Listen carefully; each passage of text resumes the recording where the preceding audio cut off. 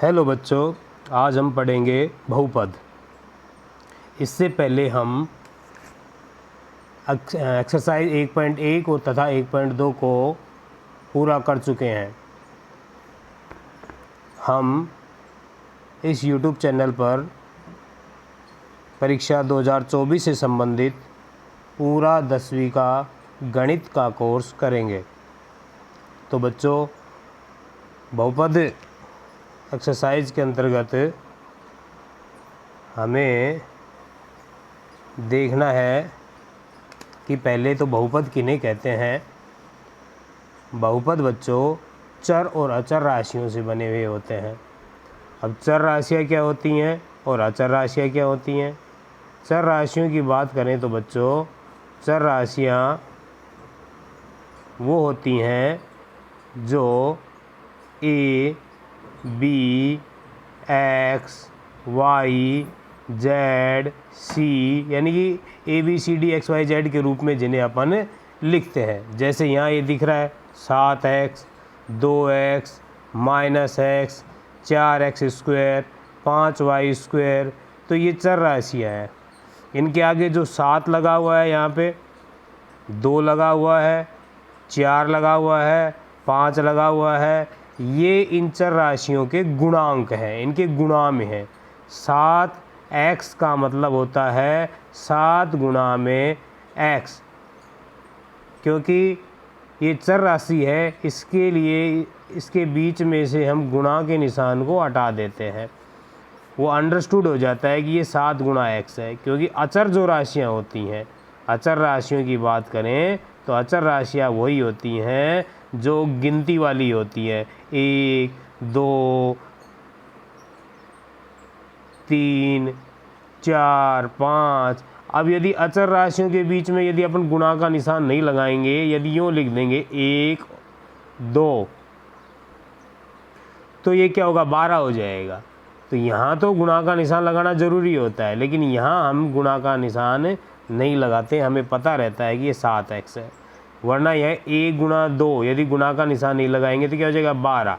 तो यहाँ हमें गुणा का निशान अचर राशियों के बीच में लगाना ज़रूरी होता है, जबकि चर राशियों और उनके गुणांक के बीच में गुणा लगाना ज़रूरी नहीं होता है। तो बच्चों, यहाँ आपने क्या सीखा कि जो चर राशियाँ होती हैं उनके अंदर A B C D X Y Z इस तरह के पद मिलेंगे आपको, और अचर जो होती हैं वो संख्या वाली होती हैं। 1, 2, 3, 4, 5, 6, 7, 8, 9, 10, 11, 12, 1000 तक, कितने तक भी हो सकती हैं बच्चों। अब ये विभिन्न जो चर राशियाँ हैं ये मिलकर बीजीय व्यंजक बनाती हैं। जैसे 7x एक बीजीय व्यंजक है, 2x एक बीजीय व्यंजक है, 5y² एक बीजीय व्यंजक है। इस तरह से बीजीय व्यंजक जब मिलते हैं, विभिन्न पद इनके मिलते हैं, तो एक बहुपद का निर्माण होता है। बहु का मतलब होता है अनेक। जब विभिन्न पदों वाले बीजीय व्यंजक मिलते हैं तो किसका निर्माण होता है, बहुपदों का निर्माण होता है। आज हम इन्हीं बहुपदों के बारे में पढ़ेंगे।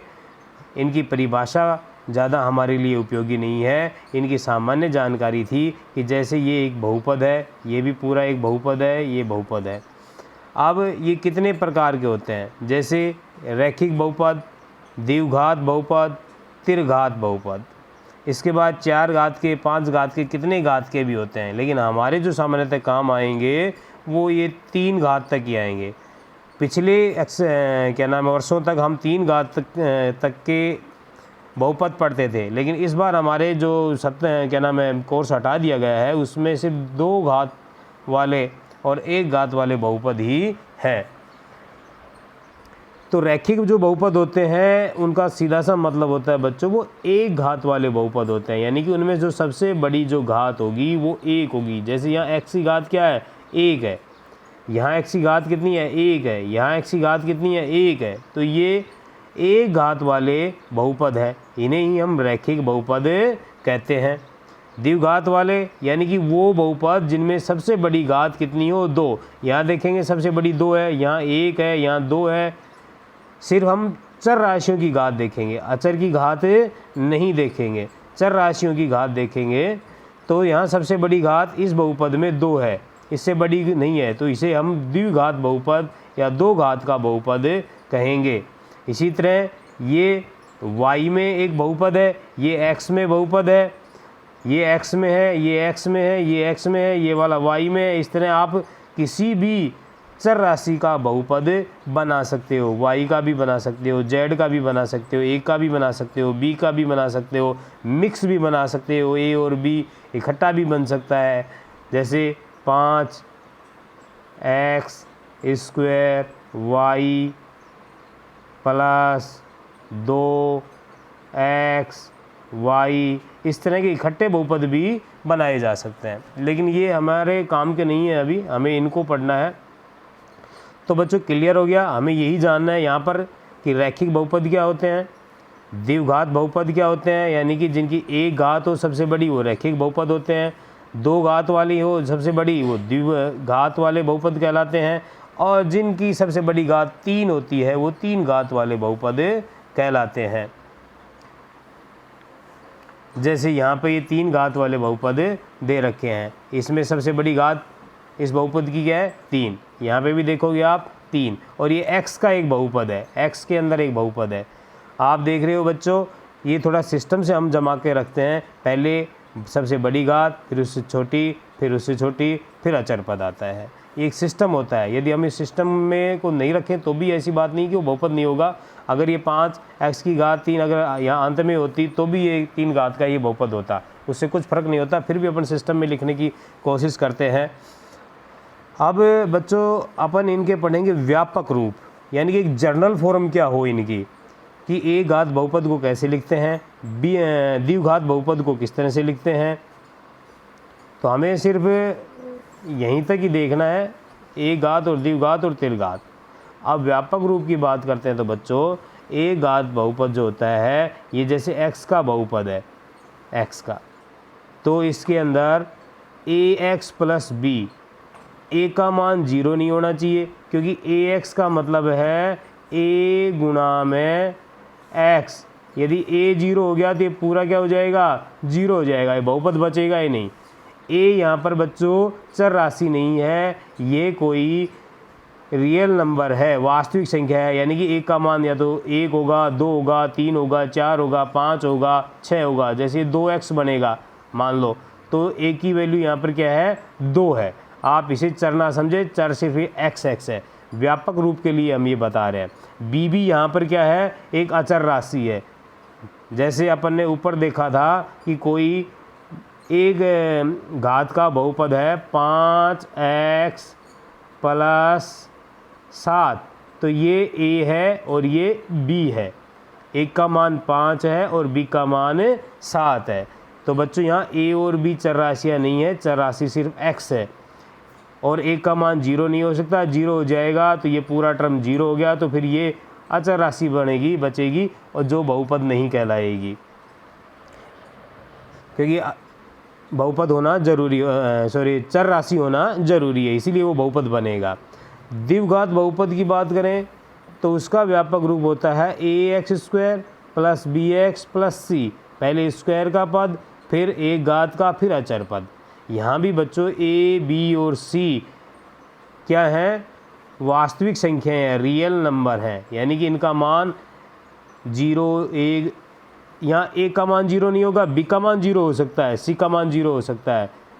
कोई बहुपद इस तरह से हो सकता है 2x², ये एक द्विघात बहुपद है, चाहे इसमें और पद हो या ना हो, ये एक पद का द्विघात बहुपद है।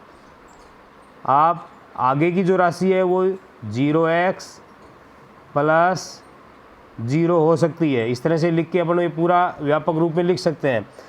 तो a का मान 0 नहीं होगा, b का भी 0 हो सकता है, c का भी 0 हो सकता है।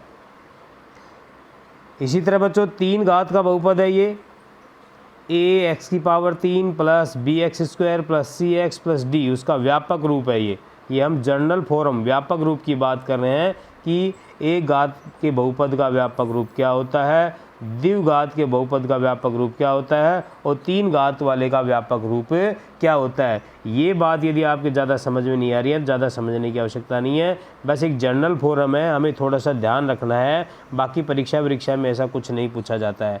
अभी तक परीक्षा के सामान्य परिचय आया है, परीक्षा से संबंधित पूछने वाली कोई भी बात नहीं आई है। यदि अभी तक आपके कुछ समझ में नहीं आया तो भी काम चल जाएगा, ऐसा कुछ नहीं है। पर सामान्य परिचय देना, जानकारी देना मेरा फ़र्ज़ था, इसलिए मैंने ये बताया है आपको। इससे पहले बच्चों मैं एक्सरसाइज 1.1 और 1.2 को करवा चुका हूँ, आप वो भी देख लेना। अब जो हमारे एक्सरसाइज है उसके अंदर है बहुपद के शून्यक का ज्यामितीय अर्थ, यानी कि शून्यक ज्ञात करना। ज्यामितीय अर्थ हमें दिया हुआ है, उससे हम शून्यक निकालेंगे कि कितने शून्यक होंगे। यदि परिभाषा की बात करें तो एक बहुपद px, यानी कि कोई यदि x का बहुपद है तो हम उसे px लिख सकते हैं। यदि y में है तो अपन उसे क्या लिख सकते हैं, py लिख सकते हैं। p का मतलब होता है पोलिनोमियल, यानी कि बहुपद को अंग्रेजी में क्या बोलते हैं, पोलिनोमियल। तो पोलिनोमियल ऑफ x यानी कि x का बहुपद, पोलिनोमियल ऑफ y यानी कि y का बहुपद। इसी तरह किसी भी चर राशि का बहुपद हो सकता है। पोलिनोमियल ऑफ z, तो इसे अपन कह देंगे कि ये z में बहुपद है। तो एक बहुपद px के शून्यक उन बिंदुओं के x निर्देशांक होते हैं, यानी कि हमें px के लिए कौन से निर्देशांक देखने हैं, x निर्देशांक को देखना है। बस यहाँ पर आपको इतना ही ध्यान रखना है, जहाँ y बराबर px का ग्राफ x को प्रतिच्छेद करता है, ये बात ध्यान देने वाली है। x के निर्देशांक होते हैं और x को प्रतिच्छेद करते हैं। तो बच्चों देखना, अब आगे जो सवाल करेंगे उसमें क्या होगा।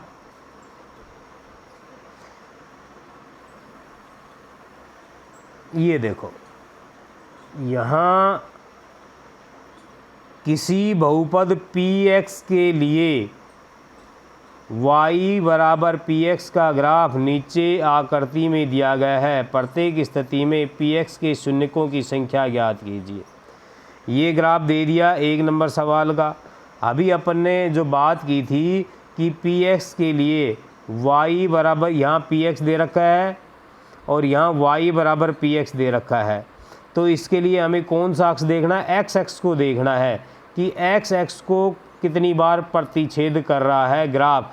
तो ये हमारा ग्राफ है, x को एक बार भी नहीं काट रहा है, y को काट रहा है। तो y से हमें कोई लेना देना नहीं है, ये x को नहीं काट रहा, तो इसका मतलब इसके शून्यकों की संख्या कितनी हो गई, 0, क्योंकि ग्राफ x को प्रतिच्छेद नहीं करता है। तो हमें सिर्फ x को देखना है कि वो ग्राफ जो हमारा खींचा गया है वो x को कितनी बार प्रतिच्छेद करता है।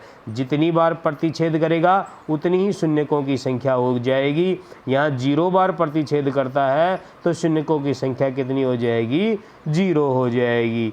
आगे वाले सवाल में देखते हैं। यहाँ देखेंगे तो अपन x को, हमारा ये जो ग्राफ है ये यहाँ एक बार प्रतिच्छेद कर रहा है, इसका मतलब शून्य की संख्या कितनी हो गई, 1। तो बच्चों समझ में आ गया, हमें कौन सा अक्ष देखना है, x को देखना है। तीसरे सवाल की बात करें तो यहाँ एक बार यहाँ, एक बार यहाँ और एक बार यहाँ, 3 बार x को प्रतिच्छेद कर रहा है हमारा ग्राफ, तो शून्यकों की संख्या कितनी हो गई, 3। y को हमें नहीं देखना है। जब px दिया हुआ हो और y बराबर भी px लिखा हुआ हो तो हमें x को प्रतिच्छेद करने वाला ग्राफ देखना है, वो कितनी बार उसको प्रतिच्छेद कर रहा है। 4 नंबर सवाल की बात करें तो यहाँ बच्चों देखो, ये जो 4 नंबर में है, ये देखो एक बार तो यहाँ कर रहा है और एक बार यहाँ कर रहा है, 2 बार कर रहा है। ठीक है बच्चों, समझ गए। तो इसका मतलब शून्यकों की संख्या कितनी हो गई, 2 हो गई। सवाल नंबर 5 की बात करें तो यहाँ पर एक यहाँ कर रहा है, 2 नंबर पे यहाँ कर रहा है, 3 नंबर पे यहाँ कर रहा है, 4 नंबर पे यहाँ कर रहा है, तो शून्यकों की संख्या कितनी हो गई, 4। हमें सिर्फ x को देखना है, ये y को कर रहा है, इसको काउंट नहीं कर रहा है हमने, सिर्फ ये जो सीधी वाली लाइन है, ये सीधी वाली लाइन को ही देखना है, क्योंकि सीधी वाली लाइन इस तरह हमने ग्राफ 9वीं में पढ़ा होगा, ये एक्स एक्स होता है, इसे एक्स डैश यानी कि ये एक्स और एक्स डैश मिलके पूरा एक्स एक्स बनता है, ये वाई होता है। यहाँ ऊपर वाई प्लस का होता है, इधर ये माइनस का होता है, इधर ये एक्स प्लस का और इसके इधर एक्स माइनस के होते हैं। अब सवाल नंबर 6 की बात करें तो देखो, एक यहाँ 2 3, तो ये 3 बार यहाँ पर इसको प्रतिच्छेद या स्पर्श कर रहा है, तो इसके शून्यकों की संख्या कितनी हो गई? 3 हो गई। तो बच्चों अब आप समझ गए होंगे शून्य कैसे निकालने हैं हमें जब y बराबर px दे रखा हो या हमें ये कह रखा हो कि px के शून्यक इस ग्राफ से देख के ज्ञात कीजिए, इस तरह का छोटा सवाल कई बार पूछ लिया जाता है, तो हमें कौन सा x देखना है? x को प्रतिच्छेद करने वाले बिंदुओं की संख्या देख लेनी है। लेकिन परीक्षक क्या करता है, इसमें थोड़ा सा चेंज कर देता है, इस y की जगह कर देता है x बराबर py,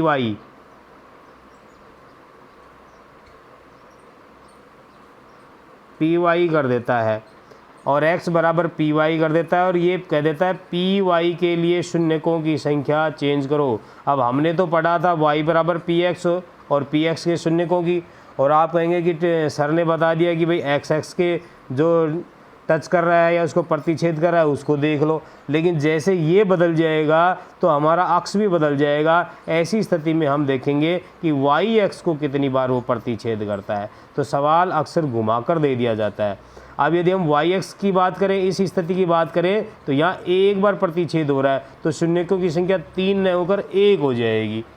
इसमें भी देखेंगे तो बच्चों यहाँ y x को एक बार प्रतिच्छेद हो रहा है, तो यहाँ भी जब इस स्थिति की बात करेंगे तो शून्यकों की संख्या 1 हो जाएगी। तो बच्चों आप समझ गए होंगे कि शून्यक कब और कैसे निकालने जाते हैं।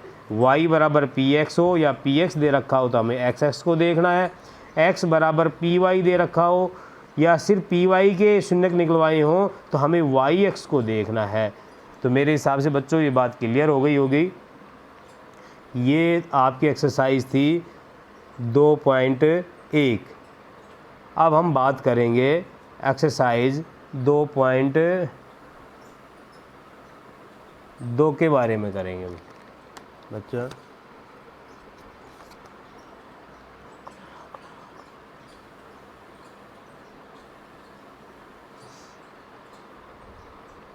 ये 2.2 है।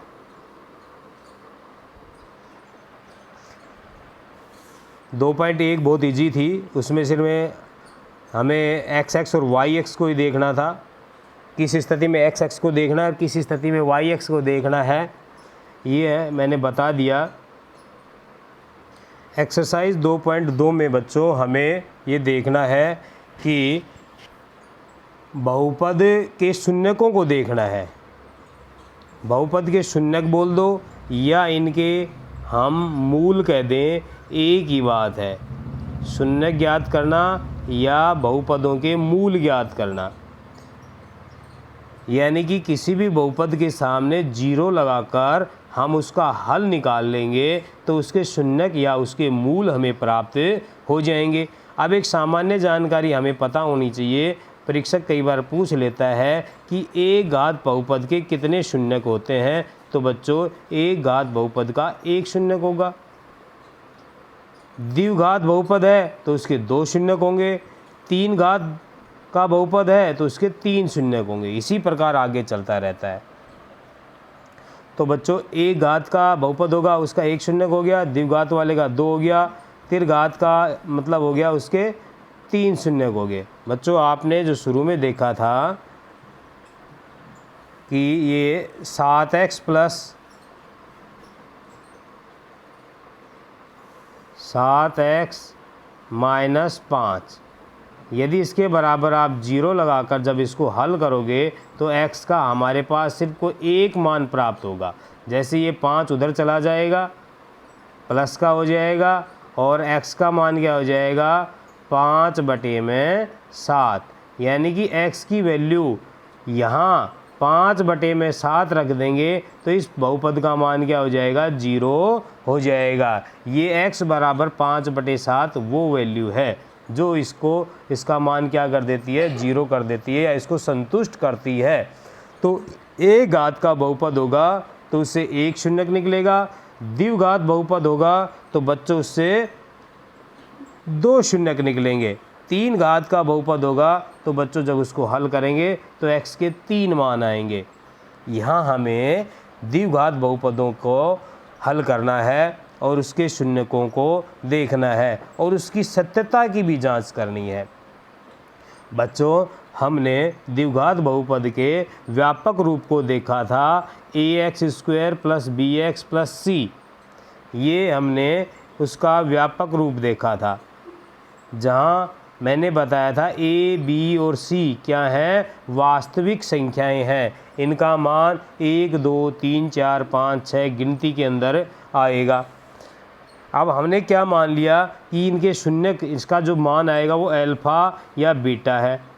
तो इसमें क्या होता है बच्चों, जब इनके शून्यक निकालते हैं द्विघात बहुपद के, जब हम शून्यक निकालेंगे तो हमें पता है उसके 2 शून्यक आएंगे, कोई 2 मान आएंगे। यदि उन दोनों को जोड़ेंगे, हमने मान लिया कि वो एक मान अल्फ़ा आया और दूसरा मान बीटा आया, यदि हम उन दोनों को जोड़ेंगे, योग करेंगे, अल्फ़ा प्लस बीटा करेंगे तो वो मान किसके बराबर आएगा, -b/a के बराबर आएगा। या आप कह सकते हो -x का गुणांक बटे में x² के गुणांक के बराबर आएगा। x का गुणांक क्या है, b, तो ये -b हो गया, और x² का गुणांक क्या है, a, तो बटे में a। तो इन दोनों स्थितियों में आप कुछ भी कह सकते हो कि शून्यकों का योग, ये हमें याद करना पड़ेगा, इम्पोर्टेंट है, शून्यकों का योग बराबर -b/a या -x का गुणांक बटे में x² का गुणांक। इसी तरह शून्यकों के गुणनफल की बात करें तो बच्चों ये हमें पता होना चाहिए, शून्यकों का जो गुणनफल होगा वो होगा अल्फ़ा बीटा, यहाँ अल्फ़ा प्लस बीटा है, होगा c/a या अचर पद, क्योंकि ये c अचर पद है, बटे में x² का गुणांक। बच्चों ध्यान देना, x² का गुणांक दोनों में ही नीचे आ रहा है, बस आपको ऊपर वाला चेंज करना है। योग करेंगे तो -x का गुणांक आ जाएगा, -x का गुणांक आ जाएगा, और जब गुणनफल करेंगे तो ऊपर अचर पद आ जाएगा। ये रट लेना, शून्यकों का योग बराबर -b/a, शून्यकों का गुणनफल बराबर c/a, यानी कि अचर पद बटे में x² का गुणांक। अब अपन जब सवाल करेंगे तो इनको थोड़ा और अच्छे से समझेंगे। अभी हमें ये याद करने की आवश्यकता है, ये हमारे लिए ज़रूरी है, ये हमारी परीक्षा की दृष्टि से उपयोगी है। अब बच्चों एग्जाम्पल है हमारे पास पहला, इसमें बताया गया है, इस एग्जाम्पल को देखेंगे तो और अच्छे से समझ में आएगा। द्विघात बहुपद x² + 7x + 10 के शून्यक ज्ञात कीजिए और शून्यकों तथा गुणांकों के बीच संबंध की सत्यता की जांच कीजिए। तो बच्चों हमें पहले तो शून्यक ज्ञात करने हैं, शून्यक ज्ञात करने के बाद उनके जो संबंध हैं कि शून्यकों का योग -b/a और शून्यकों का गुणनफल बराबर c/a, इसकी सत्यता की जांच हमें करनी है। तो यहाँ हमने ये देखो शून्यक निकाले हुए हैं, फिर इनका योग किया तो यहाँ से जो मान है वही आना चाहिए। अब इनका सबसे बड़ी बात यहाँ ये होगी कि अब इनको हल कैसे करेंगे। द्विघात बहुपदों को हमने कक्षा 9 और कक्षा 8 में भी हल किया है, जैसे ये द्विघात बहुपद x² + 7x + 10 दिया हुआ है। अब अपन 7x के ऐसे 2 टुकड़े करेंगे कि गुणा करने पर 10 एकम 10, क्योंकि x² का गुणांक यहाँ पर 1 है, 1 को अपन लिखते नहीं, प्लस शून्यक है, बहुपद है 7x, यहाँ पे प्लस में 10, 1 का और 10 का गुणा करेंगे तो क्या आ रहा है 10, यानी कि ऐसी 7x के ऐसे टुकड़े करने हैं कि गुणा करने पर तो 10 आए और जोड़ने या घटाने पर एक काम करेंगे इन दोनों में से, क्या आना चाहिए, 7 आना चाहिए। निशान भी यहाँ देखो 10 एकम 10 प्लस का 10 आना चाहिए, और ये 7 भी कैसा है, प्लस का प्लस आना चाहिए। तो जब ऐसे टुकड़े करेंगे तो बच्चों देखो 5x और 2x ऐसे टुकड़े हो जाते हैं। पहले अपन 7 के कर ले, x तो सभी के साथ लगा लेंगे, तो 5 और आप 2 कर सकते हो, 5 दूना 10 हो जाएगा, और 5 को और 2 को जोड़ेंगे। जोड़ने और घटाने में सिर्फ एक काम कर रहे हैं अपन, सिर्फ जोड़ रहे हैं। कभी घटा भी सकते हैं, घटाने से हमारे इस तरह के जोड़े आएंगे, कभी जोड़ने से आएंगे। तो हमें पहले तो गुणा करके देखना है, फिर उनको जोड़ना है या घटाना है। तो 5 और 2 को जोड़ेंगे तो प्लस का 7 भी आ जाएगा, यानी कि हमारे जो 2 टुकड़े हो गए 7x के, वो हो गए 5x और 2x। 7 के टुकड़े तो बच्चों कुछ भी हो सकते थे, 6x प्लस x भी हो सकता है, 3x प्लस 4x भी हो सकता है, क्योंकि इनको जोड़ेंगे तो भी 7x हो रहा है, 4x प्लस 3x को जोड़ेंगे तो भी 7x हो रहा है। लेकिन हमें इसके अनुसार लेना है, मनमर्जी से टुकड़े नहीं लेने हैं। अब हमने जो ये द्विघात बहुपद था, इसमें 7x के 2 टुकड़े कर लिए, 5x प्लस 2x हो गया। अब ये 4 पद हो गए इसमें, x² plus 5x plus 2x plus 10।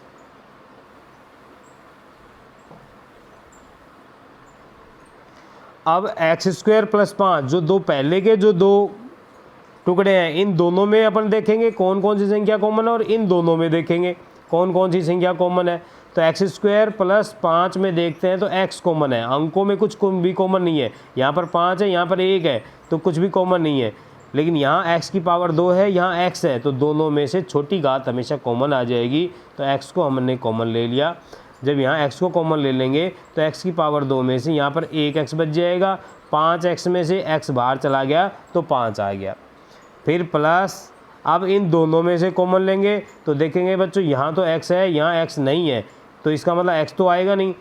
अब यहाँ 2 है, यहाँ 10 है, तो 2 और 10 में 2 कॉमन आ जाएगा, क्योंकि 10 का मतलब होता है 2 गुणा में 5, तो 2 गुणा 5 में से 2 तो बाहर आ जाएगा, 5 बच जाएगा। और 2x में से 2 कॉमन, 2x का मतलब होता है 2 गुणा x, तो 2 बाहर आ गया और x यहाँ पर बच गया। तो बच्चों ये बहुपद था। बहुपद में 3 पद थे, इनके टुकड़े कर लिए, ये 4 पद हो गए। पहले के 2 पदों में कोई न कोई संख्या कॉमन आएगी, लास्ट के 2 पदों में कोई न कोई संख्या कॉमन आएगी। और बच्चों ये जो x प्लस 5 और x प्लस 5 जो दिख रहा है, यहाँ हमेशा समान संख्या आएगी। अगर इस ब्रैकेट के अंदर समान संख्या नहीं आ रही है, निशान भी वही आएगा। अगर समान संख्या नहीं आ रही है तो हम कहीं ना कहीं गलती कर रहे हैं। अब ये एक पूरा पद हो गया, ये पूरा एक पद हो गया। अब इन दोनों पदों में से x प्लस 5 है वो कॉमन आ जाएगा, x प्लस 5 को अपन ने कॉमन ले लिया, तो यहाँ से तो ये क्या बच गया, x बच गया यहाँ से, और यहाँ से ये 2 आ गया यहाँ से, तो ये बन गया x plus 5 into x plus 2 और बराबर 0 चल रहा है, क्योंकि हमें शून्य को निकालने हैं तो शून्य को बराबर लेना पड़ेगा। अब x plus 5 into x plus 2 का मतलब बराबर 0 का मतलब है कि ये 0 इसके x प्लस 5 के भी बराबर है और x प्लस 2 के बराबर है, यानी कि हम दोनों के बराबर 0 रख लेंगे। अब यहाँ से ये बहुपद था, इनको हमने एक घात के बहुपदों में तोड़ लिया, 2 बहुपदों में तोड़ लिया और दोनों को अलग अलग कर दिया। अब ये x प्लस 5 एक घात का बहुपद हो गया और इधर भी x प्लस 2 ये एक घात का बहुपद हो गया। तो यहाँ से x की वैल्यू क्या आ गई, ये इधर जाके प्लस का है, माइनस का हो गया, x बराबर -5 और ये हो गया x बराबर -2, यानी कि जो शून्यक है वो 2 आ गए, -5 और -2। क्योंकि ये द्विघात बहुपद था तो इसके 2 शून्यक आएंगे, 2 शून्यक क्या हो गए, -5 और -2। ये हमने टुकड़े करने के बाद इनको सोल्व कर लिया। अब हमें इनकी सत्यता की जांच करनी है। शून्यक तो हमारे पास आ गए, अब हमें देखना है कि ये -b/a बनता है या नहीं बनता। अब बच्चों यहाँ पर देखा होगा हमने, यहाँ पर साइड में a, b और c की वैल्यू रखी हुई है। ये कहाँ से आई, हमें व्यापक रूप जो होता है ax² + bx + c, इससे जब इसकी तुलना करते हैं, यहाँ पर तुलना करते हैं तो एक्स स्क्वायर के आगे ए होगा वो संख्या एक का मान होगी, तो यहाँ एक्स स्क्वायर के सामने क्या है, एक है, तो एक का मान एक हो गया। एक्स के सामने जो मान है वो बी का मान होगा, तो एक्स के सामने यहाँ पे क्या है 7, तो बी का मान 7 हो गया। और जो लास्ट जो पद होगा वो होगा सी, तो यहाँ लास्ट पद क्या है 10, तो सी का मान क्या हो गया 10। अब सीधा यहाँ से अपन ए और बी और सी के मान हमने यहाँ से निकाल लिए। एक का मान 1 a x square plus b x यानी कि 7x प्लस सी यानी कि 10, इससे हमने ए बी सी के मान निकाल लिए हैं। अब इन मानों को हम इनकी सत्यता की जब जांच करेंगे तो बच्चों यहाँ देखेंगे हमारे जो शून्य का उनका योग क्या आएगा -5 और प्लस -2, ये तो हमने यहाँ से किया है। अब यहाँ से देखेंगे, क्योंकि हमने सवाल में जो कहा गया है वो कहा गया है शून्य को ज्ञात कीजिए, उस शून्य को और गुणांकों के बीच संबंध ज्ञात कीजिए। तो शून्यक तो ये आ गए, अब गुणांक जो यहाँ से ये गुणांक है इनका संबंध यहाँ से -b/a होता है, अपन देखते हैं वो सही होता है नहीं। तो b का मान क्या है 7, तो माइनस का निशान पहले से ही था, -7 हो गया। a का मान क्या है 1/1, तो -7/1 क्या हो गया 7, और ये क्या आ गया -7, दोनों तरफ क्या आ गया बराबर आ गया। इसी तरह अपन गुणनफल का देखेंगे, शून्यकों का जब गुणनफल देखेंगे तो दोनों का जब गुणा करेंगे तो -5 गुणा -10 प्लस का 10 हो जाएगा। और बीजीय व्यंजकों से बीजीय गुणांकों की बात करें तो c/a होता है, तो c का मान 10, a का मान 1 हो गया, तो 10/1 यानी कि 10, अतः संबंध क्या हो गया सत्य सिद्ध हो गया। सॉरी, यहाँ यानी कि मैं बच्चों एक बार फिर बताता हूँ, शून्यकों का योग के लिए हमें जो शून्यक निकाले उनको जोड़ लेना है, यहाँ हमें उनका गुणा कर लेना है, इधर जो मान आएगा वही मान इस बीजीय व्यंजक से हमें निकालना है। अगले सवाल और करेंगे तो उसमें और अच्छे से समझ में आएगा।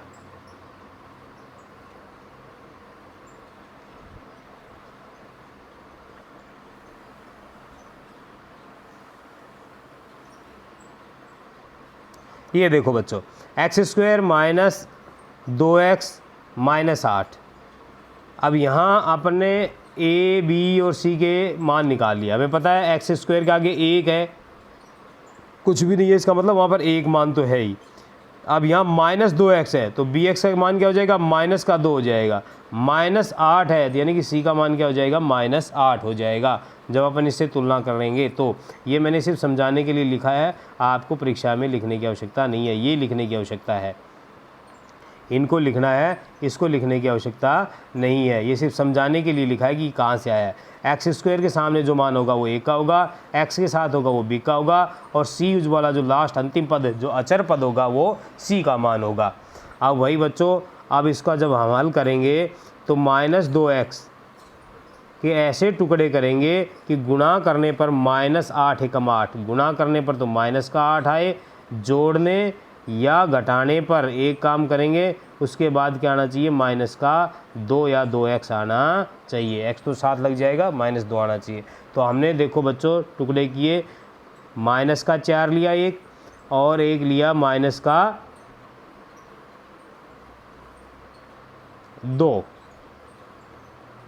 -4 लिया और बच्चों लिया -2। -4 और -2 लेने के बाद क्या हुआ बच्चों, जैसे अपन -4 लेते हैं और प्लस का 2 लेते हैं तो इनका गुणा करेंगे तो -8 आ जाएगा, और जब जोड़ेंगे तो क्योंकि माइनस की संख्या ज़्यादा है तो -2 बचेगा। ये बहुपद 3 पदों में था, अभी यहाँ पर 4 में हो गया जैसे टुकड़े लिए। अब शुरू के 2 के और लास्ट के 2 में से अपने को कॉमन लेना है। इन शुरू वाले 2 में जब अपन कॉमन लेंगे तो x कॉमन आ जाएगा, यहाँ 1 x बच जाएगा, यहाँ 4x में से x बाहर चला गया, 4 बच गया। अब इन दोनों में से जब कॉमन लेंगे, इन दोनों में से तो 2x और 8 में से तो x तो कॉमन आएगा नहीं, 2 कॉमन आएगा, यहाँ x बच गया, यहाँ क्या बच गया 2 चौके 8, 4 आ गया। बच्चों पिछले सवाल में मैंने बताया था यहाँ x - 4, यहाँ x - 4 दोनों संख्याएं कैसी आएंगी, समान आएंगी। यदि इनमें समान संख्या नहीं आ रही है तो इसका मतलब हम गलती कर रहे हैं। अब यहाँ से हम x - 4 को ले लेंगे और ये x प्लस का 2 यहाँ दूसरे वाले ब्रैकेट में आ जाएगा। अब वही प्रक्रिया है, x माइनस 4 के बराबर 0 और x प्लस 2 के बराबर 0। यहाँ x माइनस 4 के बराबर 0 करेंगे तो माइनस 4 उधर जाके किसका हो जाएगा, प्लस का, और यह यहाँ पर प्लस का 2 इधर आके हो जाएगा माइनस का। तो शून्यक हो जाएंगे, एक प्लस का 4 और एक माइनस का 2। इस तरह से हमने शून्यक निकाल दिए। अब इनकी सत्यता की जाँच करेंगे, इनको जोड़ेंगे तो वो माइनस b बाई ए के बराबर आना चाहिए, इनका गुणा करेंगे तो माइनस c बाई ए के बराबर आना चाहिए। तो सत्यता की जाँच करेंगे,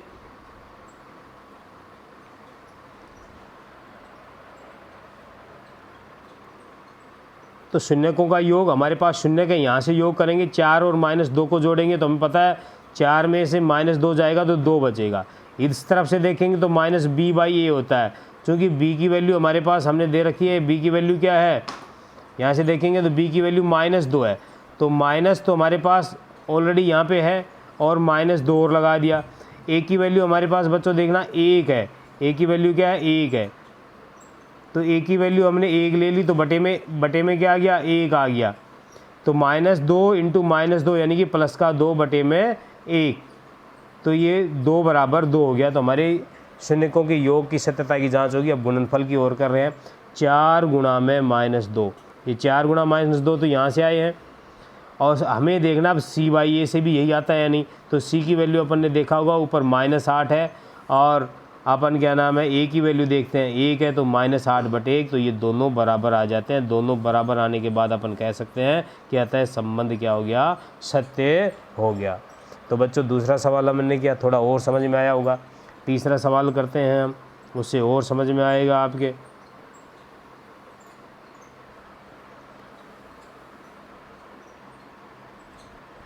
ये बच्चों S में एक बहुपद दे रखा है, अभी तक अपन ने x का पढ़ा था, ये S में है, S फोर सिप व में 4s² माइनस 4s प्लस 1, तो इसके बराबर 0 ले लिया। अब इसकी भी तुलना जब हम व्यापक रूप से करेंगे ax² तो वो x में था, यहाँ as² plus bs plus c, तो उससे जब तुलना करेंगे तो यहाँ स्क्वायर वाले पद के सामने क्या है, 4, तो a का मान क्या हो जाएगा, 4, और s के सामने क्या है, -4, तो b का मान क्या हो जाएगा, -4, और अचर पद कितना है, 1, तो अचर पद c का मान कितना हो जाएगा, 1 हो जाएगा। तो ये तो a b c के मान हो गए, इनके गुणांकों के मान हो गए। अब गुणांकों का मान तो हमारे आगे काम आएगा, अब यहाँ अपने को हल करना है इसको, तो इसके टुकड़े करने हैं। तो अपन देखते हैं बच्चों इसके अंदर कि 4s² माइनस 4s, तो इनके टुकड़े यहाँ पे 4 है, यहाँ पे 1 है, तो गुणा करने पर 4 एकम 4, 4 आना चाहिए। गुणा करने पर वो संख्या आनी चाहिए जो x² के गुणांक में है, और अचर पद इन दोनों का गुणा करने पर जो संख्या बनती है तो वो तो गुणा करने पर आना चाहिए। जोड़ने या घटाने पर प्लस या माइनस करने पर जो यहाँ बीच में जो संख्या है वो आनी चाहिए, -4 आना चाहिए। तो ऐसी संख्या जब हम ढूंढते हैं तो आती है -2 और -2। अब इन दोनों का जब गुणा करेंगे तो माइनस माइनस होके प्लस हो जाएगा, 4 हो जाएगा, ये वाला हो जाएगा, और जोड़ेंगे इन दोनों को तो दोनों माइनस माइनस के जुड़ेंगे, प्लस हो गए, लेकिन माइनस के 4 आएंगे। बहुत से बच्चों को ये कंफ्यूज रहता है कि गुणा कब हो गया, जुड़ कब हो गया, जुड़ कब गया। तो इसके बारे में मैं छोटी सी बात बता देता हूँ बच्चों, कि जैसे -2 प्लस 2, इसका मतलब ये 0 हो गया।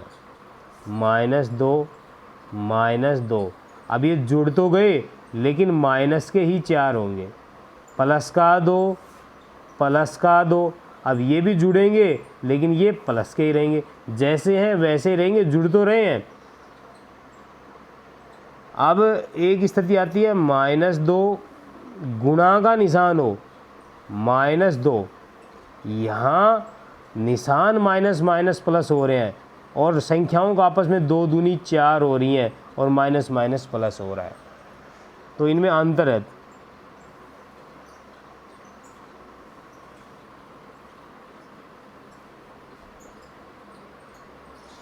तो हमने इसके टुकड़े किए -2s और -2s। अब वही इन दोनों में से कॉमन लेंगे तो 2s कॉमन आ गया, तो यहाँ 4 में से 2 कॉमन आ गया तो 2 दूनी 4 और s की पावर 2 में से 1s चला गया तो 1s बच गया। माइनस का माइनस और 2s जब पूरा का पूरा बाहर कॉमन आ गया तो इसकी जगह 0 नहीं बचेगा, 1 बचेगा। माइनस, अब यहाँ इन दोनों संख्याओं में कुछ भी कॉमन नहीं आ रहा तो इसका मतलब 1 कॉमन लेंगे हम, और माइनस है तो माइनस ले लिया, 1 आ गया। अब 2s यहाँ बच गया और ये प्लस का 1 था, हमने माइनस का कर दिया क्योंकि ये बाहर माइनस कॉमन लेने से अंदर का निशान चेंज हो जाएगा, माइनस की जगह प्लस की जगह माइनस का हो जाएगा। और मैंने बताया था ये वाला और ये वाला दोनों क्या होंगे, समान होंगे। तो ये बच्चों बन गया 2s - 1 इंटू 2s - 1।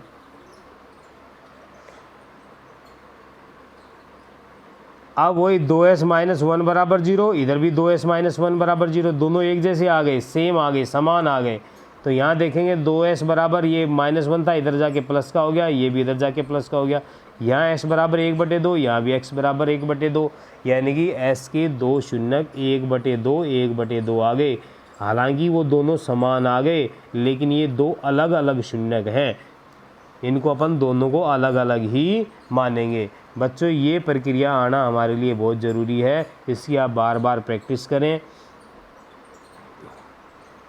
अब इनका बीजीय व्यंजकों से सत्यता की जांच करनी है, तो हमें योग करेंगे तो 1 + 2 1 + 2 हो जाएगा। इधर -b/a करेंगे तो b का मान माइनस तो पहले ही है और -4 है तो माइनस माइनस प्लस का 4 हो जाएगा, और a का मान भी क्या है 4, तो नीचे 4 आ जाएगा, तो 4/4 यानी कि कट गया, 4 एकम 4 4 एकम 4 तो 1 मान आ गया।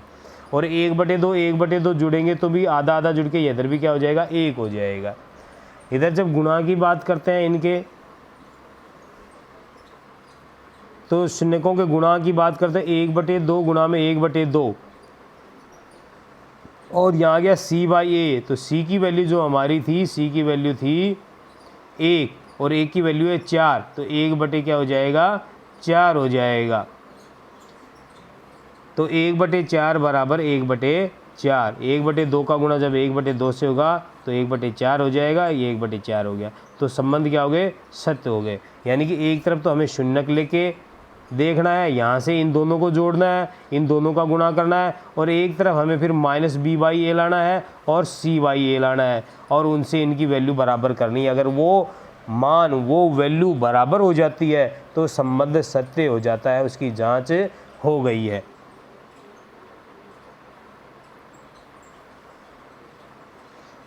आगे सवाल देखते हैं बच्चों, और करेंगे तो इससे और समझ में आएगा।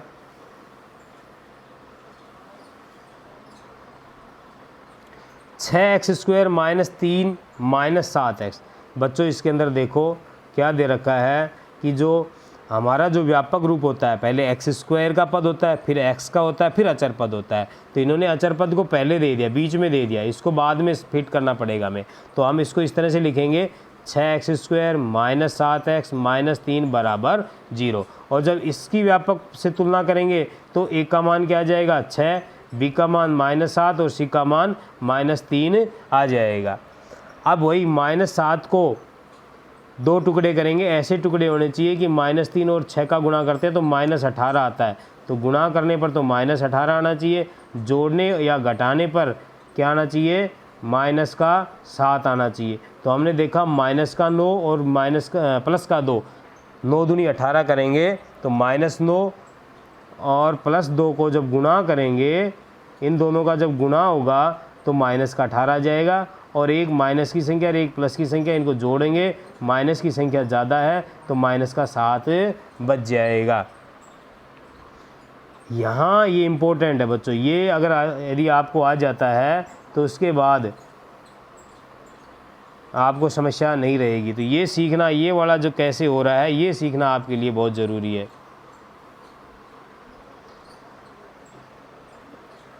अब बच्चों वही है, इनमें 2 के अपन क्या नाम है टुकड़े बनाएंगे, 6x² और -9x। इसमें से हमें पता है 6 और 9 में से 3 कॉमन आ गया, x² और x में से x कॉमन आ गया, तो 6 में से जब 3 कॉमन आ जाएगा तो बच्चों 3 नहीं बचेगा, क्योंकि हमें 6 में इस 3 का भाग देना है। 3 दूना 6, 2 बचेगा। और x की पावर 2 में से x की पावर 2 का मतलब होता है x गुणा में x, और जब x गुणा x में से एक x बाहर चला गया तो एक x बच जाएगा। अब माइनस था तो माइनस का निशान आ गया। उसके बाद बच्चों 9 में से 3 कॉमन चला गया तो इसका मतलब 9 में 3 का भाग दे दें। 3 तिया 9, तो यहाँ क्या बच गया, 3 बच गया बच्चों। और एक x था, एक x बाहर चला गया तो सिर्फ अकेला 3 बच गया। अब आगे देखेंगे, प्लस है तो प्लस का निशान आ गया। अब आगे वाली इसमें देखते हैं तो बच्चों 2x और -3 में कुछ भी कॉमन नहीं है। अभी पिछले सवाल में बताया था कि जब भी कुछ भी कॉमन नहीं होता तो एक तो सभी में कॉमन होता है। तो एक को कॉमन ले लेंगे और यहाँ 2x का 2x आ जाएगा, माइनस का 3 आ जाएगा। और वही बात है कि 2x - 3 यहाँ भी और यहाँ भी 2x - 3 दोनों पद समान होने चाहिए। अब इस 2x - 3 को एक ब्रैकेट में लिख देंगे और ये 3x और प्लस का जो ये 1 है इसको अलग इकट्ठा करके ब्रैकेट में रख देंगे। अब इन दोनों के अलग अलग बराबर 0 कर देंगे और इनसे x का मान आ जाएगा।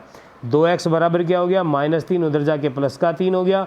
x बराबर हो गया 3/2। इधर 3x + 1 था तो इधर आके -1 हो गया। और x की बात करें तो ये 3x यानी कि x के गुणा में 3 है तो इधर भाग में आ जाती है संख्या। इधर 2 गुणा में था तो इधर 3 के भाग में आ गया। तो यहाँ 3/2 और यहाँ पर -1/2।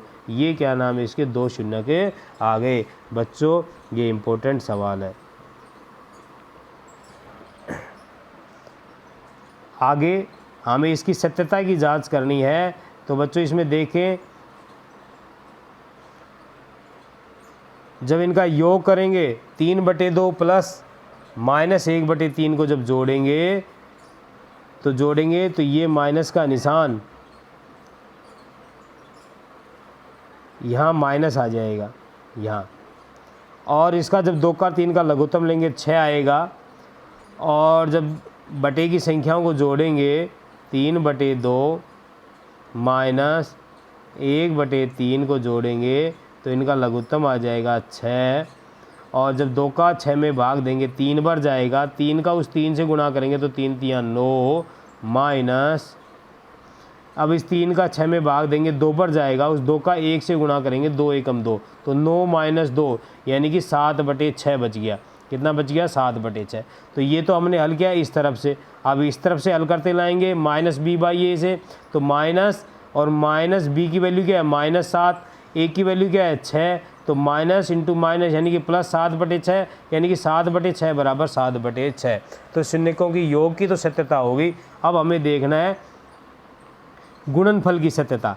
तो c/a यानी कि -3/6, c का मान -3, a का मान 6, इससे अपन करेंगे। तो देखते हैं हम, जब इनको गुणा करेंगे तो शून्यकों से जब गुणा हुआ 3/2 का और -1/3 का गुणा करेंगे 3/2 गुणा माइनस का 1/3 तो 3 से तो 3 कट जाएगा और -1/2 ये बच जाएगा। इधर जब c/a करेंगे तो c की वैल्यू -3 है, a की वैल्यू 6 है और ये क्या हो जाएगा -1/2। 3 एकम 3, 3 दूना 6 कट गया, -1/2 आ गया। तो इसके संबंध की सत्यता की जांच होगी। बच्चों यदि आपके -b/a और c/a याद नहीं होता है तो आप जो शुरुआत में हमने बताया था -x का गुणांक बटे में x² का गुणांक, दूसरा गुणनफल के अंदर क्या होगा अचर पद बटे में x² का गुणांक। x² का गुणांक दोनों में बटा होता है, योग में ऊपर माइनस का x का पद x का गुणांक आता है और गुणनफल में अचर पद आ जाता है। तो अभी तक इतने जो सवाल किए हैं तो इस हिसाब से आपकी याद होना चाहिए कि शून्यकों का योग बराबर -b/a, गुणनफल बराबर c/a। सिंपल सा है, -b/a c/a। अब आगे हम नेक्स्ट सवाल करते हैं। क्योंकि बच्चों मैं इसके सभी सवाल करवा रहा हूँ आपको, वीडियो को लाइक ज़रूर करें। देखते देखते आपके लिए बहुत ज़्यादा मेहनत की जा रही है। वीडियो बनाने में बोर्ड पर पढ़ाने से ज़्यादा जोर पड़ता है। बोर्ड पर पढ़ाना आसान है, वीडियो बनाकर पढ़ाना ज़्यादा मुश्किल है। 3 गुना ज़्यादा समय लग जाता है वीडियो बनाने में। तो बच्चों ये सवाल है 4u² माइनस 8u बराबर 0 ले लिया हमने, शून्यक निकालना है, ये u है। अब यहाँ से बच्चों अपन देखेंगे कि ये जब यहाँ तुलना करेंगे ax² minus bx plus c से, तो देखो बच्चों ये हो जाएगा ax² यानी कि यह u है तो au² plus bu plus c, तो u² का टर्म है वो तो a का मान होगा, तो u के आगे स्क्वायर के आगे 4 है तो a का मान तो क्या हो गया 4। अब u अकेले u के आगे b आता है तो b u के आगे -8 है तो b का मान हो गया -8, और c की टर्म्स यहाँ है ही नहीं तो c की टर्म्स नहीं है तो c का मान क्या हो गया 0। अब यहाँ से ये मान तो आ गए, अब यहाँ इनको हल करना है तो यहाँ बच्चों इसके टुकड़े नहीं होंगे क्योंकि यहाँ c नहीं है, c होता तो हम इसके टुकड़े करते। अब यहाँ इन दोनों में से अपन क्या नाम है 4 और 8 में से 4 कॉमन आ गया, u² और u में से u कॉमन आ गया तो यहाँ 4 बाहर आ गया, u बाहर आ गया तो u बच गया, और यहाँ -8 में से 4 कॉमन चला गया तो बच्चों 4 नहीं आएगा। मैंने अभी बताया था कि 8 में इस 4 का भाग देना पड़ेगा, 4 दूने 8 तो 2 बचेगा, और u यहाँ पर बाहर आ गया तो यहाँ से हट जाएगा तो 4u इंटू u माइनस 2 बराबर 0 आ गया, यानी कि 4u बराबर 0 और u माइनस 2 बराबर 0। 4u माइनस 0 तो u का मान निकालेंगे तो हमें पता है u के गुणा में 4 है तो इधर जाके u 0 के भाग में 4 चला जाएगा तो 0/4 तो u का मान क्या आ जाएगा 0। अब दूसरी तरफ यहाँ u का मान कितना आ गया प्लस का 2, तो इसके 2 शून्य आ गए 0 और 2। अब इनको जोड़ेंगे तो 0 और 2 को जोड़ेंगे 2 आएगा। अब इधर गुणांकों से देखें -b/a तो माइनस इंटू -8 तो प्लस का 8 हो जाएगा, और a की वैल्यू 4 है तो भाग में 4, 4 एकम 4, 4 दूना 8 तो a का मान भी इधर भी क्या मान आ गया 2 मान आ गया तो ये सत्य हो गया। गुणा करेंगे तो 0 और 2 का गुणा करेंगे तो क्या आएगा 0, और इधर जब c/a रखेंगे क्योंकि c की वैल्यू क्या है 0 है तो c/a यानी कि 0/4 यानी कि 0, तो ये संबंध क्या हो गया सत्य हो गया। तो बच्चों ये थोड़ा सा अलग सवाल था, यहाँ हमने शुरुआत में ही कॉमन लेना पड़ गया। एक मान 4u से आएगा, दूसरा मान u माइनस 2 से आएगा। अपेक्षा करता हूँ बच्चों आपके लगभग समझ में आ गया होगा।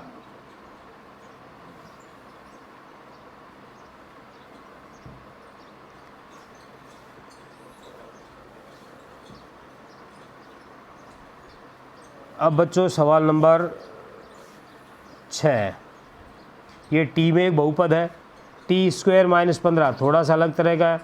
तो जब t² बराबर 15 है तो जब t के बराबर करेंगे तो 15 हो जाएगा। अब t किसी संख्या का जब स्क्वायर हटता है, किसी भी संख्या का स्क्वायर हटेगा तो दूसरी तरफ क्या लग जाएगा वर्गमूल लग जाता है, अंडरूट लग जाता है। और बच्चों हमेशा ये अंडरूट होता है, ये 2 मान आते हैं, एक प्लस में और एक माइनस में, क्योंकि हमें पता है कि ये एक 2 घात का बहुपद है, इसके तो 2 शून्य आएंगे, एक प्लस का अंडरूट 15 और दूसरा माइनस का अंडरूट 15। तो इसकी जब सत्यता की जांच करेंगे तो अंडरूट 15 प्लस माइनस अंडरूट 15, तो अंडरूट 15 माइनस अंडरूट 15 बराबर क्या हो जाएगा 0। इधर देखें तो -b/a, और जब ये हमने a, b और c निकाला है तो स्क्वायर वाले का जो गुणांक है वो तो 1 हो गया, और t का कोई पद है ही नहीं तो t का कोई पद नहीं है तो वो 0 आ गया। अचर पद इसके अंदर माइनस का 15 है तो c का मान कितना आ गया -15। तो -b/a करेंगे तो b की वैल्यू 0 है, 0/1 तो यानी कि उसका मान कितना हो गया 0। तो सत्यता की जांच होगी। गुणांक करेंगे तो अंडरूट 15 का अंडरूट 15 से माइनस वाले से गुणा होगा तो माइनस का निशान तो आएगा, और जब समान संख्याओं का अंडरूट वालियों का गुणा होता है तो उनका अंडरूट हट जाता है, कितना आता है 15। पिछले वीडियो में भी अपन ने ये बातें की थी, तो अब स्पष्ट हो गया होगा कि समान संख्या वाली संख्याएँ जो इनके ऊपर अंडरूट होता है, जब उनका गुणा होता है तो उनका अंडरूट हट जाता है। इधर से देखेंगे तो c/a, तो c का मान है -15, a का मान है 1 तो -15/1 तो -15 बराबर -15। तो इसकी सत्यता की जांच हो गई है। यहाँ इसके अंदर बच्चों ध्यान देना है, इसके 2 मान लेने हैं हमें, 1 मान नहीं लेना है, क्योंकि बहुपद है, बहुपद के 2 शून्यक आएंगे, तो इसलिए 1 प्लस वाला हो जाएगा, 1 माइनस वाला हो जाएगा। अगला सवाल बच्चों,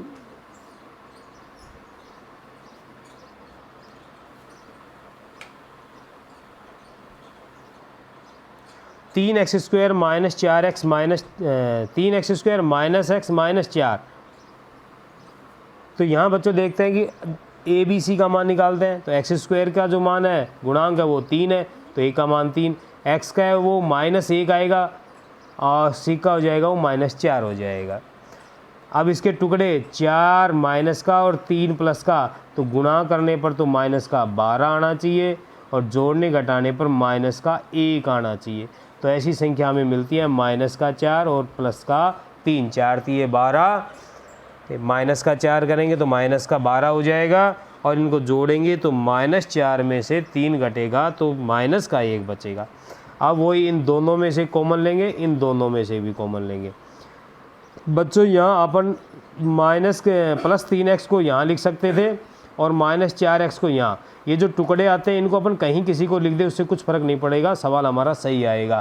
पहले प्लस का 3x रख दो या बाद में रख दें, 3x को पहले रख दें या इधर रख दें, उससे कोई फ़र्क नहीं पड़ेगा। यदि अपन इसको यूँ रख देते 3x स्क्वायर प्लस 3x, क्योंकि हमें थोड़ी पता है किसको पहले ले किसको बाद में, तो कोई बच्चा किसी को भी आगे पीछे लिख सकता है। तो यूँ लिख के भी जब इन दोनों में से कॉमन लेंगे, इन दोनों में से कॉमन लेंगे तो वही संख्याएं आएंगी। यहाँ से 3x कॉमन आ गया, x प्लस 1 बच गया और यहाँ जब देखेंगे -4 कॉमन आ गया, x और ये माइनस बाहर आ गया तो ये अंदर का निशान चेंज हो जाएगा, +1 आ जाएगा। तो x + 1 इंटू 3x - 4 वही बनेंगे, 3x - 4 और x + 1। तो कुछ फ़र्क नहीं पड़ता, पहले के सवालों में भी आप किसी को भी आगे पीछे टुकड़ों को रख सकते हो। ये जगह संख्याएं अपनी जगह फिक्स रहेंगी दोनों। तो बच्चों यहाँ अपन ने 3x स्क्वायर - 4x में से जब कॉमन लिया तो x कॉमन आ गया, तो यहाँ बच गया 3x - 4। यहाँ प्लस, यहाँ इसके अंदर कुछ भी कॉमन नहीं था तो 1 कॉमन आ गया, तो यहाँ बच गया 3x - 4। अब 3x - 4 3x - 4 ये समान संख्याएँ आएंगी, मैंने बता चुका हूँ। अब इनको बाहर हमने कॉमन लिया तो ये x + 1 आ गया। अब इन दोनों के बराबर हम क्या करेंगे, 0 रख देंगे, यहाँ भी 0 रख दिया तो यहाँ तो x की वैल्यू सीधी सीधी आ गई, x - 1। यहाँ से पहले अपन 3x माइनस का 4 इधर आके क्या हो गया प्लस का 4 और x बराबर हो गया 4/3। तो इसके 2 शून्य आ गए, 4/3 और -1। अब इनकी सत्यता की जांच करेंगे तो सत्यता की जांच में देखते हैं b का मान 3 है, सॉरी a का मान 3 है, b का मान -1 है और c का मान -4 है। तो ये बच्चों शून्यकों का योग करेंगे तो 4/3 प्लस माइनस का 1 यहाँ से आ गया ये। तो दोनों क्योंकि माइनस का है तो यहाँ माइनस का निशान आ जाएगा। अब ये घटेंगे, इनका लघुत्तम लेके घटाएंगे तो ये 1/3 बचेगा। इधर जब बात करते हैं तो -b/1 होगा, तो माइनस इंटू -b का मान -1 है तो माइनस माइनस प्लस 1 हो जाएगा, नीचे a का मान 3 है तो 1/3 आ गया, दोनों बराबर आ गए। तो ये सत्यता की जांच होगी। गुणा में और देखते हैं अपन, जब गुणा में देखते हैं तो बच्चों 4/3 का गुणा -1 होगा, 1 से होगा तो -4/3 हो जाएगा। और c/a, c की वैल्यू क्या है -4 और a की वैल्यू है 3, तो -4/3। ये इधर से भी इनका मान क्या आता है, समान आता है। तो संबंध की सत्यता की जांच हो गई है बच्चों। तो ये क्वेश्चन नंबर 1 के 7 सवाल थे जो अपन ने करवाए हैं, 6 सवाल थे। अब हम अगला सवाल लेते हैं, ये अलग तरह का है बच्चों। इसके अंदर बताया गया है कि ये जो हमें दिए गए हैं, ये एक द्विघात बहुपद ज्ञात कीजिए जिनके शून्यकों का योग तथा गुणनफल क्रमशः दी गई संख्याएं। हमें ये शून्यकों का योग दे दिया गया, यानी कि दोनों को जोड़ेंगे शून्यकों को तो 1/4 आ रहा है, दोनों को गुणा करेंगे तो -1 आ रहा है। अब इनको हमें हल करना है और इनसे हमें क्या निकालना है, बहुपद ज्ञात करना है। क्या ज्ञात करना है, बहुपद ज्ञात करना है। तो बहुपद ज्ञात करने के लिए हमें पता है कि हमें व्यापक पद क्या होता है हमारा, ax² plus bx plus c। तो हमें हमारे पास a वैल्यू होनी चाहिए, b वैल्यू होनी चाहिए और c वैल्यू होनी चाहिए। यदि हमारे पास a, b और c का मान होगा तो हम बहुपद को बना देंगे। लेकिन हमने बच्चों देखा होगा कि शून्यकों का योग क्या होता है, -b/a होता है और -b/a की वैल्यू क्या दे रखी है, 1/4। शून्यकों का गुणनफल क्या होता है, इन्होंने तो दे रखा है -1, तो -1 के नीचे हमने 1 लगा लिया। हमारी तरफ से क्या होता है, गुणांकों से देखें तो c/a होता है। अब बच्चों हमें पता है कि a का मान दोनों जगह समान होना चाहिए, तो यहाँ a का मान क्या आ रहा है, यहाँ से देखो 4 आ रहा है यहाँ से 4, यहाँ a का मान 1 आ रहा है, तो ये गड़बड़ है। a का मान हमें समान करना है, 4 करना है, तो हम इसको ऊपर नीचे 4 से गुणा कर देंगे यहाँ पे, क्योंकि नीचे करेंगे तो हमें ऊपर भी करना पड़ेगा। तो बच्चों इसके अंदर हमें एक मिनट बच्चों, तो ये हमने ऊपर नीचे दोनों जगह इनका गुणा किया तो -4/4 हो गया। अब यहाँ a का मान यहाँ भी 4 हो गया और a का मान यहाँ भी 4 हो गया, यहाँ भी ये 4 हो गया। तो a का मान हमें पता चल गया कितना आ गया, 4। b का मान देखते हैं पहले, यहाँ क्या है, 1 है, तो b का मान, चूँकि -b का मान 1 है तो b का मान क्या हो जाएगा, -1। और c का मान यहाँ से लेंगे, c का मान ये लेंगे यहाँ, तो ये c का मान क्या हो गया, -4। तो a का मान आ गया, b का मान आ गया, c का मान आ गया। तो हम बहुपद रख देंगे, a की जगह क्या कर देंगे 4, यानी कि 4x²। b की जगह क्या कर देंगे -1, तो -1x यानी कि x। c की जगह कर देंगे -4, तो ये बहुपद बन गया 4x² - x -4। इम्पोर्टेंट सवाल है बच्चों, ये ध्यान देना बच्चों। एक बार फिर बता रहा हूँ मैं आपको, इसको सभी को हटा देता हूँ मैं, फिर आपको बताता हूँ इसके अंदर क्या होगा। यहाँ 1/4 है शून्यकों का योग। हमें भी पता है कि शून्यकों का योग -b/a होता है, शून्यकों का गुणनफल c/a होता है।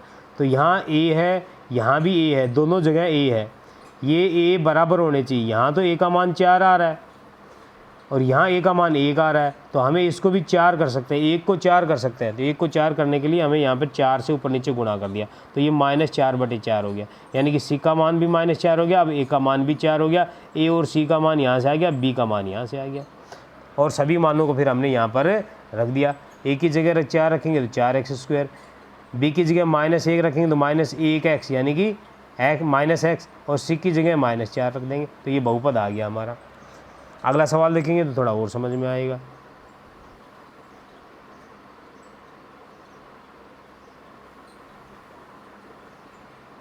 बच्चों यहाँ शून्यकों का योग दे रखा √2, तो बटे में 1 ले लेंगे, -b/a होता है, तो सीधी सी बात है b का मान तो -2 हो गया, -b बराबर √2, तो b बराबर क्या हो गया, √2। लेकिन यहाँ जब देखते हैं यहाँ गड़बड़ हो गई, यहाँ शून्यकों का जो गुणनफल है वो 1/3 है, तो c/a होता है, a का मान समान होना चाहिए, लेकिन यहाँ 1 है, तो जहाँ 1 था वहाँ उसमें हम 3 से गुणा करेंगे। जैसे पिछले सवाल में नीचे वाले में 1 था तो हमने 4 से गुणा किया था, तो इसको हम 3 से ऊपर 3 से नीचे गुणा कर देंगे, तो ये 3√2 बटे में 3। अब देखो आप, यहाँ a का मान 3 हो गया, यहाँ भी a का मान 3 है, तो a का मान तो 3 आ गया, कन्फर्म है। अब b का मान ये चला जाएगा यहाँ पे, अब -b बराबर 3√2 है, तो b बराबर क्या हो जाएगा, -3√2, और c का मान जब यहाँ से देखेंगे तो c बराबर 1। अब इस वैल्यू को, इन तीनों की वैल्यू को यहाँ पर अपन समीकरण में इसमें रख देंगे, ax² यानी कि 3x² -3√2x bx हो गया ये, प्लस c, इससे बहुपद आ गया। अगला सवाल, शून्यकों का योग दे रखा है 1, a तो 1/1 हो गया, तो -b/a। शून्यकों का गुणनफल भी 1/1 है। आप यहाँ देखेंगे a का मान दोनों जगह समान है, तो हमें कुछ भी करने की जरूरत नहीं है, a का मान 1 हो गया, बी का मान -1 हो जाएगा, क्योंकि माइनस बी बराबर 1 है, तो बी बराबर क्या हो जाएगा -1, सी का मान क्या हो गया 1, और बहुपद आ जाएगा 1x² - 1x + 1, यानी कि x² - x + 1। तो यहाँ बहुत इजीली था, क्योंकि ए का मान समान होने के कारण हमें कुछ भी गुणा भाग नहीं करना पड़ा। सवाल नंबर इसमें जो 2 था ये वाला, ये भी इम्पोर्टेंट सवाल है। आगे देखें बच्चे, बस यही सवाल थे बच्चों, इसमें और सवाल नहीं है, एक पेज और है बच्चों, ये वाला नहीं है, ये तो अपन डिलीट कर देते हैं, ये वाला है, हाँ ये यहाँ शून्यकों का योग दे रखा है बच्चों 1/-1/4, और हमारा जो मान होता है -b/a होता है। गुणनफल दे रखा है 1/4, यानी कि c/a। अब यहाँ देखो a का मान समान है, कोई दिक्कत नहीं है हमें, a = 4 प्राप्त हो गया, तो कुछ भी नहीं करना पड़ेगा। या जब a का मान बराबर नहीं होगा तो हमें a के मान को बराबर करने के लिए गुणा भाग करने पड़ रहे थे, इसके जो पहला सवाल था और दूसरे सवाल में। बाकी सवालों में ऐसा कुछ नहीं करना पड़ रहा। तो a का मान 4 आ गया, b का मान -b बराबर -1 है, तो माइनस से माइनस कट जाएगा, तो b का मान क्या हो जाएगा 1, और c का मान क्या आ गया 1। अब ये मान इसके अंदर रख देंगे, बहुपद आ जाएगा 4x² प्लस का 1x, यानी कि x, और प्लस में 1, तो इस तरह से बहुपद आ गया। अगला सवाल करेंगे बच्चों, बहुत सिंपल है। शून्यकों का योग 4, यानी कि 4/1 -b/a। शून्यकों का गुणनफल 1/1, यानी कि c/a। a का मान दोनों जगह 1 है, कोई दिक्कत नहीं है, तो a का मान 1 हो गया। -b का मान क्या आ गया 4, तो b का मान क्या हो गया -4, और c का मान क्या हो गया 1, इसके अंदर रख देंगे और ये बहुपद आ जाएगा। इसी तरह -3 और 2, इसमें भी कोई दिक्कत नहीं है, a का मान समान है, तो a का मान 1 आ गया, -b का मान -3 है, तो b का मान माइनस कट के प्लस का 3 हो गया, और c का मान 2 हो गया, और यहाँ पर ये बहुपद आ जाएगा। ये तो बच्चों इनका एक प्रॉपर तरीका था। एक इनका दूसरा तरीका और है, यदि कोई बच्चे मान लो इस तरह से दिक्कत आ जाए तो ये इस तरह के तरीके को आप कर लेना। एक हमारे पास फॉर्मूला है कि कोई भी बहुपद निकालने के लिए अपन x² माइनस बहुपदों का योग गुणा में x प्लस में बहुपदों का गुणनफल। जैसे बहुपदों का योग -3 है, बहुपदों का गुणनफल 2 है, तो अपन सीधा ही